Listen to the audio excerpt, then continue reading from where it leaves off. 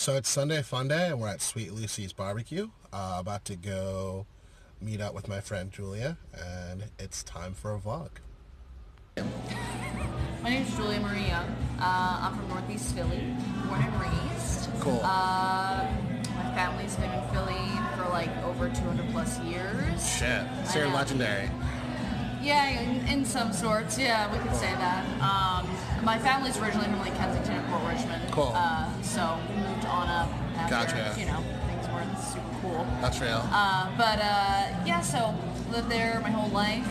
I've been a professional musician, paid musician, I'll say, since I was 19, Cool. 25 now. So What type of music do you do? When I first started, I really just wanted to do classic rock. Okay. And I just wanted to do that whole sound of like 70s, 80s, even late 60s. Sure. I was really into that. But I would say I have like a soulful voice. Cool. But when I started working at that restaurant, a lot of what these people wanted, I worked at a place called Walnut Street Supper Club. Gotcha. And it was a dinner restaurant, and a lot of what these people wanted were like Broadway songs. Gotcha. They wanted, big ballads, things like that. So I started singing Adele there. I started singing Amy Winehouse. I started doing all different types of stuff. I started jazzing a lot, Gotcha. just jazzing everything up. And then after a point in time, I just kind of developed into this jazz singer, and I became, that was my niche. Sure. After a little while, I would say it was like my senior year of college, I did a competition called Songbird in Center City. Okay. And I was in the 5th season. And I always say I played it like a chess game. Okay. So I played it safe for a lot of the beginning of it. Sure.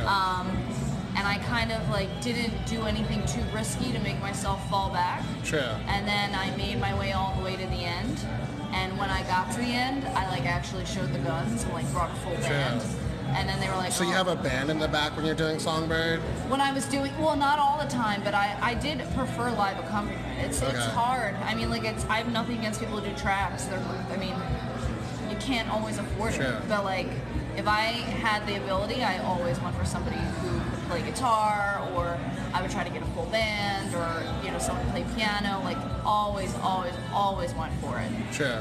So when the finale came around, I was like, I'm round them up, and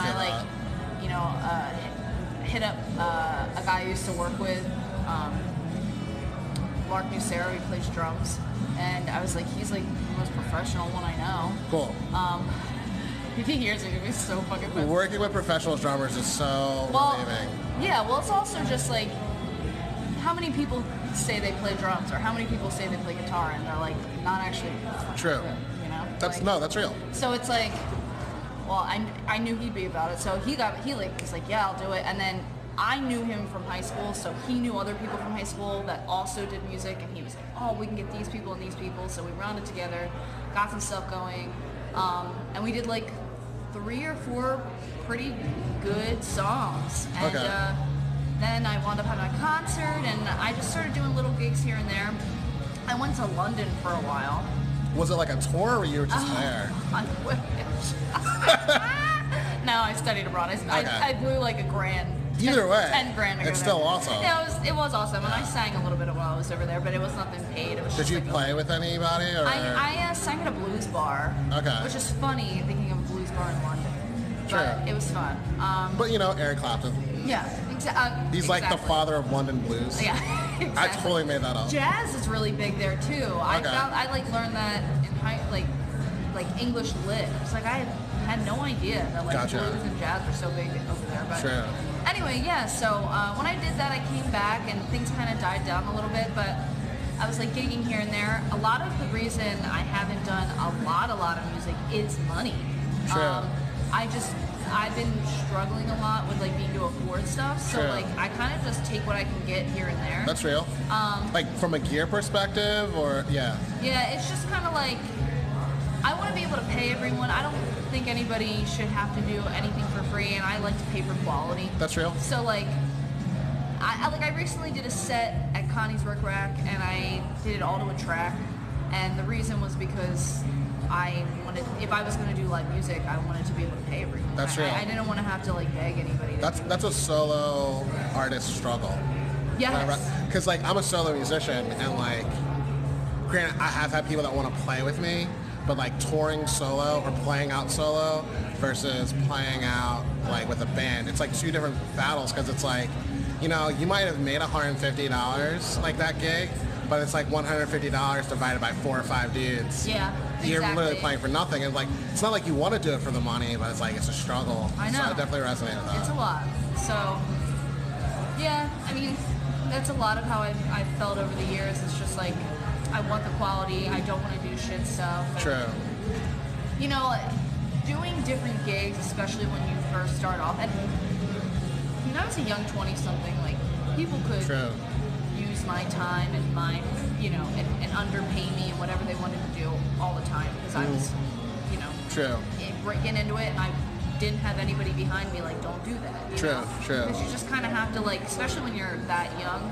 It sounds like it's forever ago, but I was, you know, when Yeah. I'm still young. There's a but, big difference between 21 and 25. Yeah, It's like exactly. you're young, but you're a different kind of young. Yeah, exactly. Yeah. It's just like you kind of have to like put your hand over the flame to find That's out real. how you burn yourself, you know. Yep. So,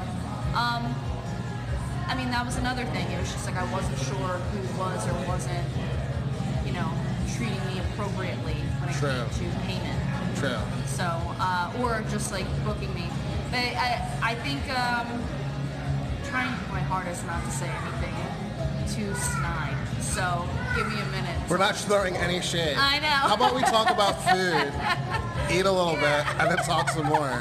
So what did you order? We're at Sweet Lucy's. I got Texas brisket. Okay. Okay. So you got some brisket? Yeah, and I got a half pound. Okay, cool. Never had, never heard of that.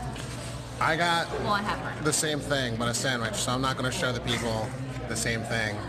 So it. But yours has But nice sides. I got mac and cheese and sweet mashed potatoes. Yeah. So, I wasn't sure if I was gonna want all that, yeah. so I was like, I'll just get the meat. All right, cool. Let's eat. So we just ate the food. We didn't want you to like literally watch us eat food because that's weird. How was it? What did you think of the brisket? I'll be honest, I came in here without an appetite, and I was like really worried that I wasn't gonna eat, but I finished my food before you did, and I had a half pound meat, Yeah. and it was beautiful. It's nice, tender. I honestly didn't even need the sauce. I just kind of did a little dip That's valid. and as a dipper, but it was delicious. I would say 10 out of 10 would recommend. I could dig it. Yeah. You know, this is definitely the best barbecue I've had in Philly. I've been to Baby Blues Barbecue, and I did a vlog there. Oh. That's in West Philly. The price here is perfect because $13 for that. If you go to like Fate Sal, I went with our mutual friend Alyssa there once, and like we got basically the same thing we got. Really? And I remember she was like, "How the fuck was this shit $40?" Yeah. Yeah. We didn't even get alcohol. We just got. That's a shame. See, I have a cousin that lives in Texas, and she got married 2-3 years ago, and I went out there. Never been to Texas before. True. And I've been to the South. I have family that lives in the South, but I've never been to like Texas South. True. Whole new ball game. It's honestly its own world down there. True. So went down there. She got married in San Antonio, but I met up with a friend down there. True. And we drove from San Antonio to Austin just for the day. We didn't realize what was going on.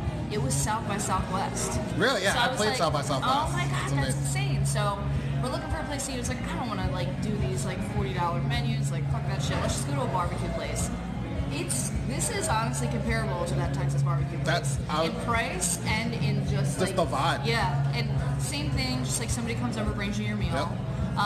and the quality of the food is about the same. Texas is a little bit different, but you know, True.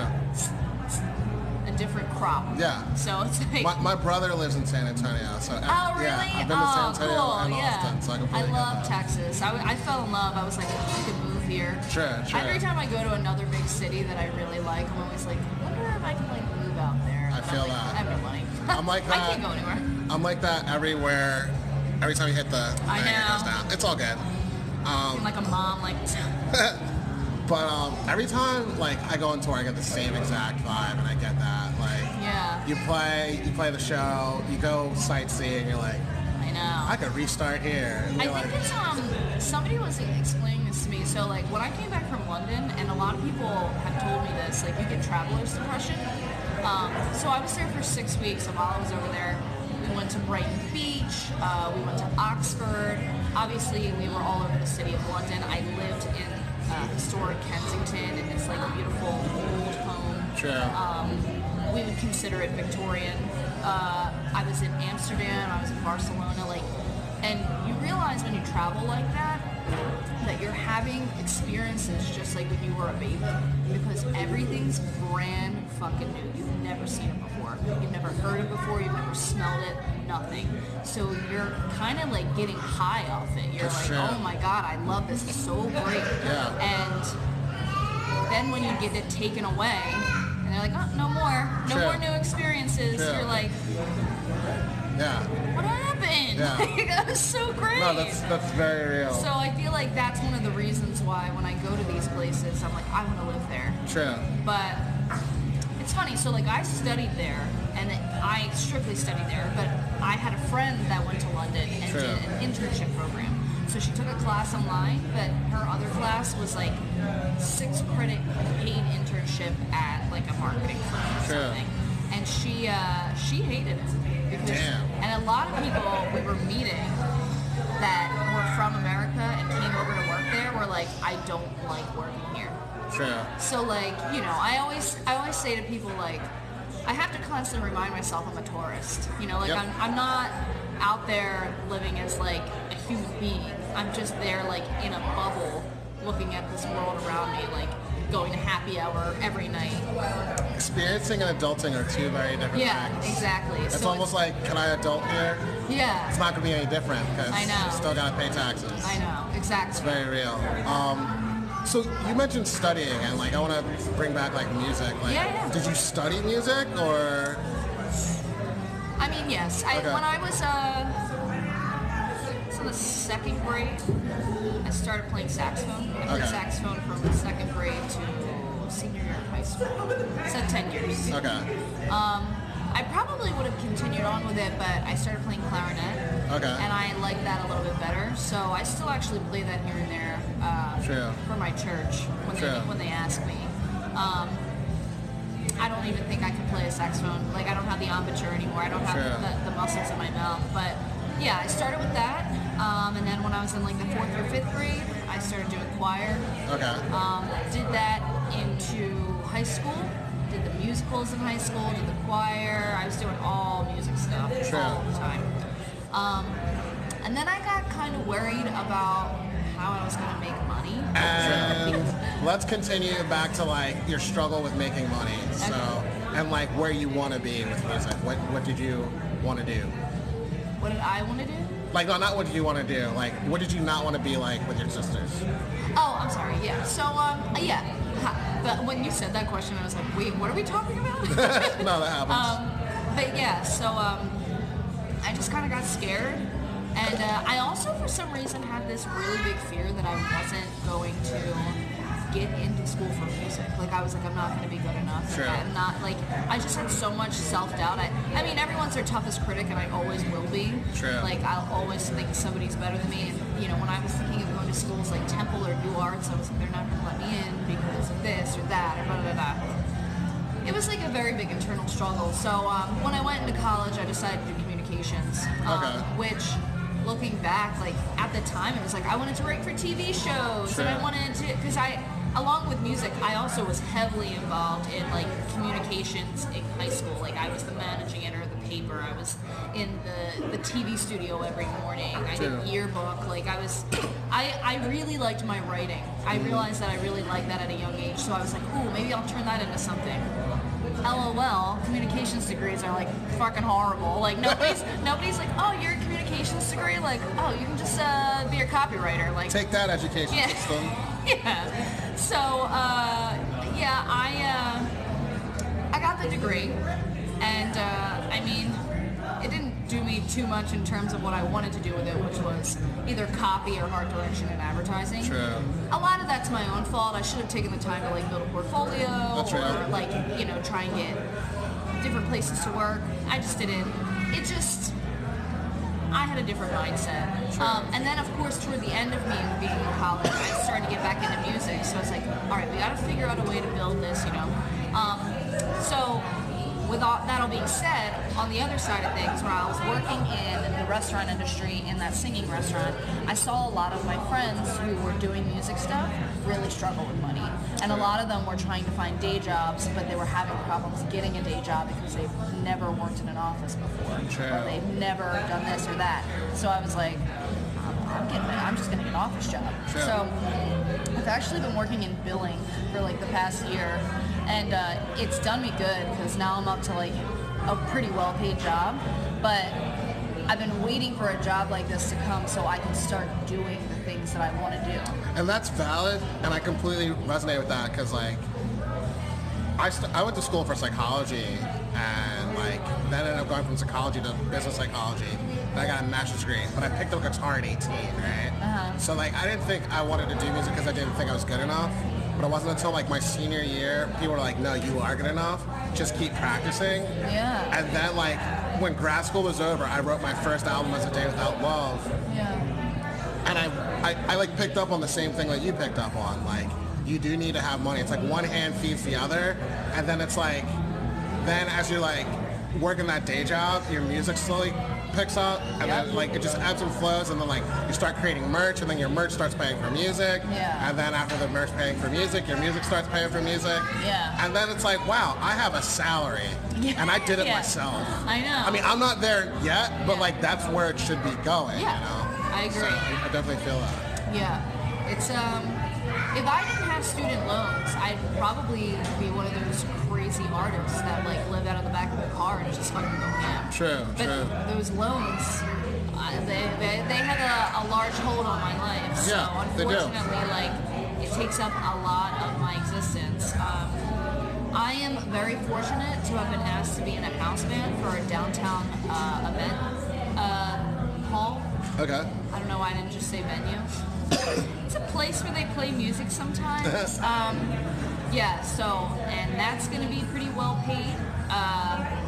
And it's just cover band stuff, but like, you know, I don't even care about that. It feeds the soul. And the type of people that'll be running through that type of venue is like good enough for like, it takes one person to be like really good, you know? I mean, not that, I'm not crossing my fingers thinking like this will get me the gig to start on, but you know, I'll take anything at this point. So like, while you're like working hard and hustling, what's your goal? Like to be, like obviously, you have a diva side to you. Like, thank you. You're owning it. Like, what do you want to be? Like, what's your future? I always imagine myself as being somebody who like, I don't want to say one-hit wonder, but like puts out like a real good fucking song. True. Maybe a couple. True. But then like does behind the scenes work. That's real. Like I would still really like to write. As like a songwriter. I songwriter as for TV, for sitcoms. Like I mean, dream is a rotating thing. Like it's like can everybody do what Childish Gambino did? You know, like can everybody do that? Because honestly, it's a hard line to cross. Let's pause for a second. I just started watching season 2 of Atlanta on Hulu. Of what? Season 2 of Atlanta on Hulu. Okay. Did you see the Teddy episode? No, I haven't seen that show at all. I know. If anyone's still watching or listening, the Teddy episode basically answers your question. Can anyone do everything that Childish Gambino does? The answer is no. No, absolutely not. Because the dude's insane. Well, it's also just like the persona you give off when you're a stand-up or just like a comedic actor is like a totally different vibe to what he did. Like he created this whole different personality, which is basically what you have to do if you're going to do both. And there's just like a part of me that finds that so hard because it's like you give so much of yourself when you do music. So it's hard to like go back and be maybe a stand-up or an actor and you give off this different person. You know, True. like you're really playing devil's advocate doing that to yourself. True. I mean, like this is how people go fucking crazy. This is That's why true. people, you know, want to kill themselves or get into drugs. True. Because they're hiding behind this person they are all the time. But you know, what I like about this whole conversation, like everything you said, is like, not just how honest you are, but how self-aware you are. Yeah. Because like, I think a big creative struggle that every creative has is like, who do I want to be? What do I want to be? And the biggest thing is, you want to take your time and you know you need to take your time. Yeah. Because so many of us burn out thinking that we need to get to the end point immediately. It's like, what is a dream? It's always rotating. And it's like, dreams are also part of becoming who we want to be. Yeah. And like knowing that it takes time. Yeah. And I really enjoy that about our discussion. Yeah. I'm also just like, I mean, like, I know that like you might have to go a little crazy to do exactly what you want to do. But like, I am in this phase of my life where I realize that a lot of my mental burdens are based off of exhaustion. True. So I would like rather sleep.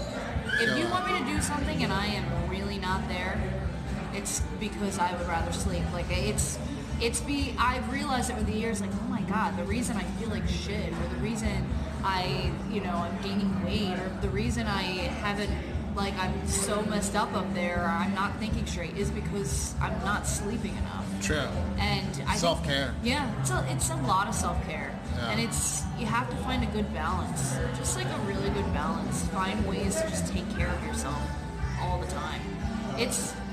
It is a really, I don't think a lot of people, I've come into contact with a lot of people recently that just don't know how to take care of themselves. That's and it's real. very weird because I feel like that has been my biggest thing I've wanted to teach myself in my like mid-20s. Is like, let's do it without mom and dad. Like, let's do it all on our own. Let's not have any latch to anybody else. True.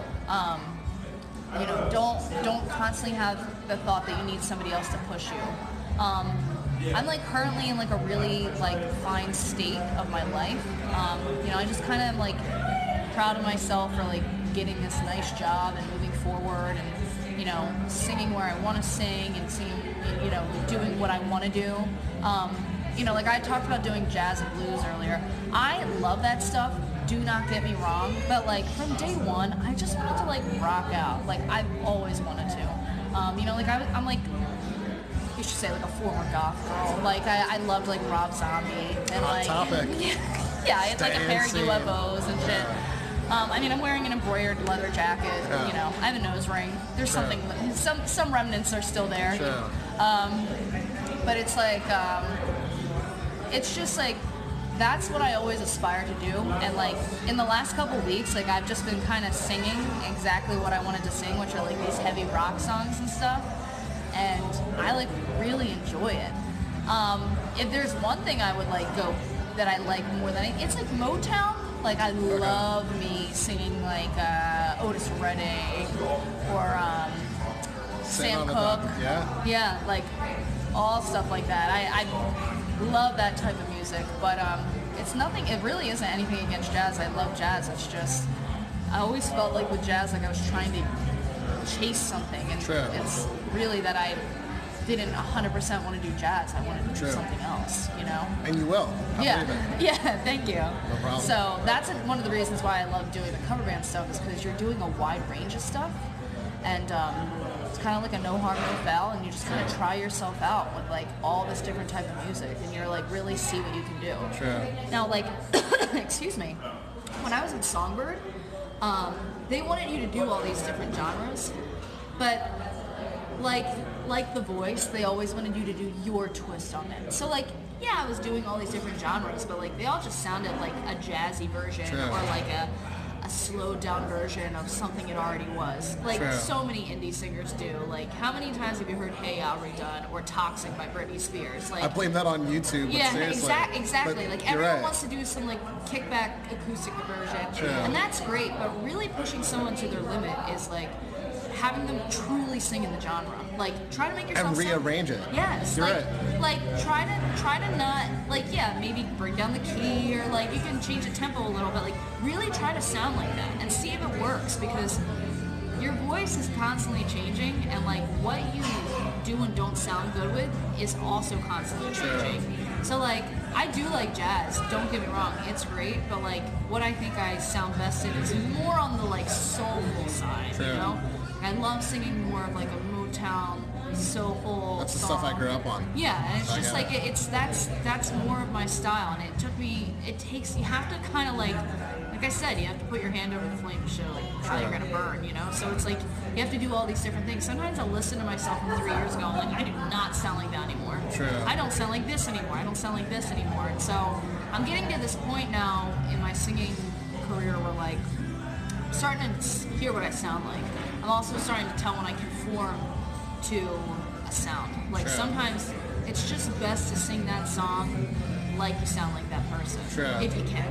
If you can't do it, don't do it. It's best to sing that song in that type of style. Like, and I think a lot of people, I think that's kind of getting lost in translation, and I think that that's kind of frowned upon nowadays. And I get it. Like, I get why people are saying that. Like, oh, you should always do your own original thing. But sometimes I don't know. Sometimes I think you should just pay ode to what somebody already did. Like, it's not really worth it sometimes, you know? I mean, do what's best for you vocally and for your performance, but like, you don't. If you do your own version and it's good, 100%. Be comfortable with that. Yeah. And a lot of famous musicians have done it. Yeah.